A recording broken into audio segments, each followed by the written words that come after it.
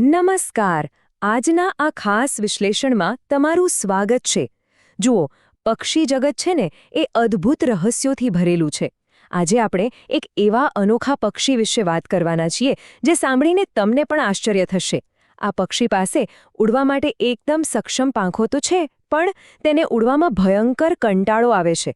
છે ને કમાલની વાત? તો ચાલો લેખમાં આપેલી મૂળ હકીકતો પર જ ધ્યાન કેન્દ્રિત કરીને આ પક્ષીને બરાબર સમજીએ. આજના આ વિશ્લેષણમાં આપણે આટલી બાબતો કવર કરીશું. પહેલા પક્ષીનો સામાન્ય પરિચય, ત્યારબાદ તેનો દેખાવ અને રહેઠાણ, પછી તેનો ખોરાક, માળો અને બચ્ચાનો ઉછેર, અને છેલ્લે એનો સૌથી રસપ્રદ મુદ્દો એટલે કે ઉડવામાં આવતો કંટાળો. તો ચાલો સૌથી પહેલા શરૂઆત કરીએ વિભાગ 1થી, પક્ષીનો પરિચય. હવે આ પક્ષીને લોકો અલગ અલગ પ્રદેશોમાં જાતજાતના નામોથી ઓળખે છે. આપણે ગુજરાતીમાં તેને મુખ્યત્વે કોકડિયો કુંભાર અથવા તો કુમ્હારિયો કાગડો કહીએ છીએ. હિન્દીમાં તે મોહક તરીકે જાણીતું છે. જો અંગ્રેજીની વાત કરીએ તો તેને ગ્રેટર કુકાલ અથવા ક્રો ફેઝન્સ નામ આપવામાં આવ્યું છે. અને હા, વૈજ્ઞાનિક ભાષામાં એટલે કે લેટિનમાં તેનું નામ છે સેન્ટ્રોપસ સિનેન્સિસ. તમને જાણીને કદાચ નવાઈ લાગશે કે આપણો આ કુકડિયો કુંભાર મૂળ તો કોયલના કુળનું જ પક્ષી છે. જી હા, કોયલનો જ સગ્ગો ભાઈ સમજી લો.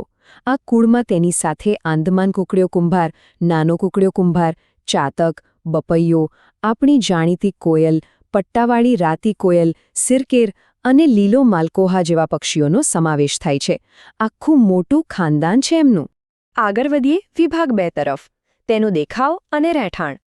આ પક્ષી ક્યાં જોવા મળે છે તેની વાત કરીએ તો કુકડિયો કુંભાર મુખ્યત્વે ગ્રામીણ વાતાવરણ વધુ પસંદ કરે છે. સામાન્ય રીતે તે વનવગડામાં, ખેતરોમાં, વાડીઓ કે ગૌચર વિસ્તારોમાં અને ઘણીવાર આપણા ઘરના વરંડા કે વાડામાં પણ આરામથી ફરતો જોવા મળી જાય છે. જો શહેરી વિસ્તારો ખેતર કે વાડીઓથી નજીક હોય તો ત્યાં પણ એ અચૂક પોતાની હાજરી નોંધાવે છે. હવે તેના દેખાવ પર નજર કરીએ. કદમાં તે આપણી સામાન્ય કોયલથી સહેજ મોટો હોય છે. આખું શરીર એકદમ ગહેરા કથ્થઈ રંગનું હોય છે. પણ એની પાંખોની વાત જ નિરાળી છે. એ છેક ઈંટ જેવી રાતી હોય છે. અને એની આંખો જાણે કંકુ જેવી ઘેરી રાતી.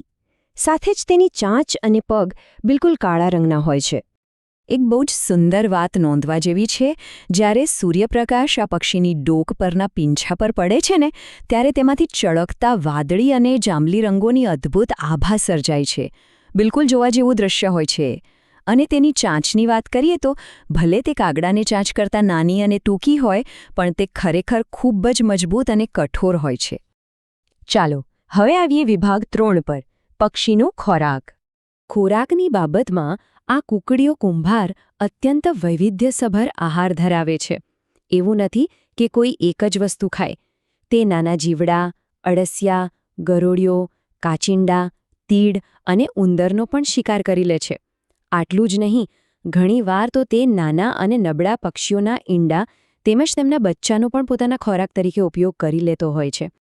આવો બધો ખોરાક શોધવા માટે આ પક્ષીને કોઈ ઝાડની ડાળીએ આળસુની જેમ બેસી રહેવું ગમતું નથી. તે સતત ઝાડા, ઝાંખરા, ખેતરની વાડો અને બાગ બગીચાની કાંટાળી ડાળખીઓ ફંફોસતું જ તમને નજરે પડશે. બસ આખો દિવસ પોતાનું જમવાનું શોધવાની આજની પદ્ધતિ છે. હવે ખૂબ જ અગત્યના અને રસપ્રદ મુદ્દા પર આવીએ. વિભાગ 4, માળો અને બચ્ચાનો ઉછેર. અહીં મારે તમને ખાસ શબ્દ સમજાવવો છે. પરભૃત પક્ષીઓ એટલે કે અંગ્રેજીમાં જેને બ્રૂડ પેરાસાઇટ્સ કહેવાય. આ એવા પક્ષીઓ છે જે પોતાનો માળો ક્યારે બનાવતા જ નથી. તેઓ ચાલાકીથી બીજા પક્ષીઓના માળામાં જઈને પોતાના ઈંડા મૂકી આવે છે અને બાળઉછેરની તમામ જવાબદારી પેલા બિચારા ત્રાહિત પક્ષીઓ પર નાખીને છટકી જાય છે. આપણે અગાઉ જોયું એમ કોયલ કુળના મોટાભાગના પક્ષીઓ આવા જ પરભૃત હોય છે. તેઓ માળો બનાવતા નથી અને ઈંડા પણ સેવતા નથી. પણ આપણો આ કુકડિયો કુંભાર આ બાબતમાં સાવ અલગ પડે છે. અહીં નર અને માદા બંને ભેગા મળીને એકદમ ગોળ વાટકા જેવો સુંદર માળો બનાવે છે. એટલું જ નહીં, જાતે ઈંડા પણ સેવે છે અને બચ્ચાનો ઉછેર પણ કરે છે. છે ને પોતાના પરિવાર પ્રત્યેની મોટી જવાબદારીની વાત? આખી પ્રક્રિયા કંઈક આવી હોય છે. માદા કુંભાર સામાન્ય રીતે એપ્રિલથી સપ્ટેમ્બર મહિનાની વચ્ચે 3 થી 4 સફેદ રંગના ઈંડા મૂકે છે.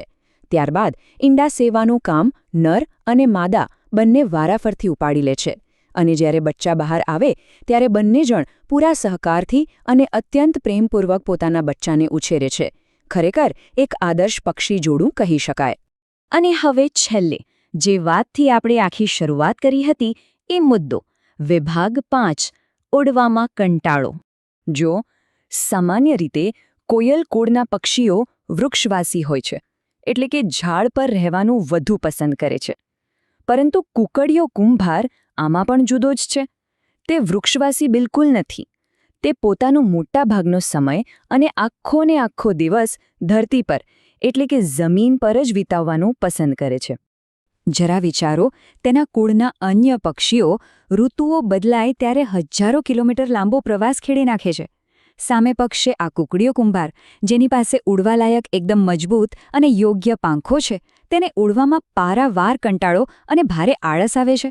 બસ એને જમીન પર જ રહેવું ગમે છે. આની પાછળનું એક કારણ એવું મનાય છે કે એના શરીરના પ્રમાણમાં તેની જે મોટી અને ભારે વજનદાર પૂંછડી છે ને, તે તેના ઉડ્ડયનમાં ક્યાંક ને ક્યાંક થોડીક બાધારૂપ બનતી હોય તેવું લાગે છે. પણ આ આળસનું એક બહુ જ દુઃખદ પરિણામ એ આવે છે કે રસ્તા પર ચાલવાની આદતને લીધે તે માર્ગ અકસ્માતોનો સૌથી વધુ ભોગ બનતો જોવા મળે છે. જો કે ભલે તે ઉડવામાં આળસુ હોય, પણ જમીન પર ચાલવામાં અને દોડવામાં તે જબરો કુશળ છે. જે પક્ષીઓ સંપૂર્ણપણે જમીન પર જ રહેતા હોય ને, તેમની સાથે પણ જો હરીફાઈ કરાવો તો આ પક્ષી જીતી જાય એટલી અસાધારણ સ્ફૂર્તિ અને ઝડપ તે દોડવામાં ધરાવે છે. તો આ બધું જાણ્યા પછી અંતે મનમાં એક સવાલ ચોક્કસ થાય, બરાબર ને? હજારો કિલોમીટર આકાશમાં ઉડનારા પક્ષીઓના કુળનું આ પક્ષી, જેની પાસે સક્ષમ પાંખો છે, તેણે ધરતી સાથે એવું તે કેવું અને કેવી રીતે અનુકૂલન સાધી લીધું કે માત્ર ચાલવું અને દોડવું એ જ એની સૌથી મોટી તાકાત બની ગઈ. આ અનોખા પક્ષીનું આ રહસ્ય ખરેખર અદ્ભુત છે અને વિચારવા જેવું છે. સોર્સમાં આપેલી આ રસપ્રદ હકીકતોના આજના આ વિશ્લેષણમાં જોડાવા બદલ તમારો ખૂબ ખૂબ આભાર.